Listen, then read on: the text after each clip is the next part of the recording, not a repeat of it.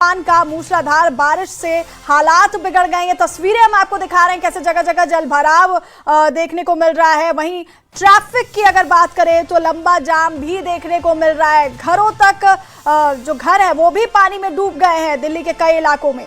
तो दिल्ली एनसीआर में बारिश और तूफान का अलर्ट आज जारी किया गया है और मूसलाधार बारिश से हालात पूरी तरह से बिगड़ गए हैं। तस्वीरें भी हम आपको दिखा रहे हैं कैसे जगह जगह जल भराव हुआ है, लोगों को मुश्किलों का सामना करना पड़ रहा है। और कई इलाके ऐसे हैं दिल्ली में जहां घर जो है वो भी पानी में डूब गए हैं और लोगों को समस्याओं का सामना करना पड़ रहा है। जगह जगह जल भराव की वजह से लंबा जाम भी देखने को मिल रहा है। दिल्ली एनसीआर में हालात बिगड़े हुए हैं मूसलाधार बारिश की वजह से और आज भी बारिश और तूफान का अलर्ट जारी किया गया है।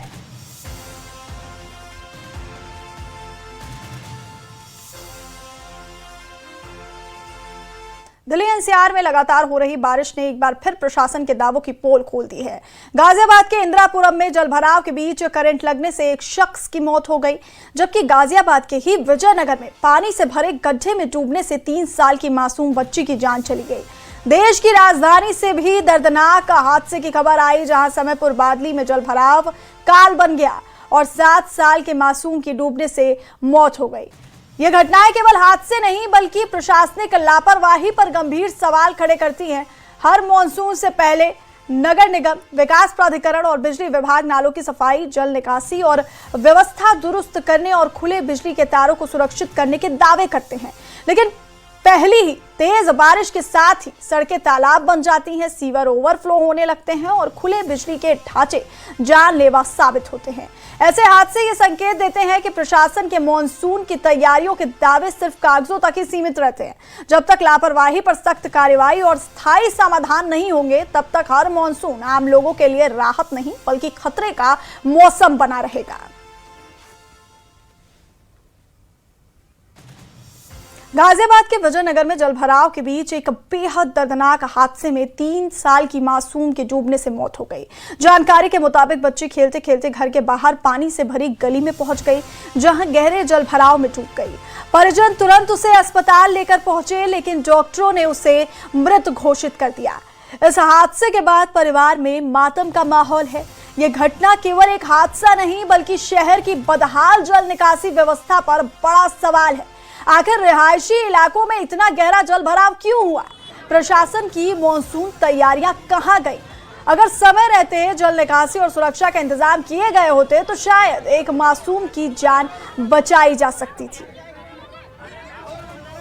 और ये तस्वीरें भी सामने आई हैं किस तरह से इलाके में रोष देखने को मिल रहा है, लोगों में गुस्सा देखने को मिल रहा है। 3 साल की मासूम बच्ची की डूबने से मौत हो गई है। विजयनगर में बारिश की वजह से जलभराव हुआ और बच्ची खेलते खेलते घर से बाहर निकली और पानी से भरी गली में पहुंची और जलभराव में डूब गई।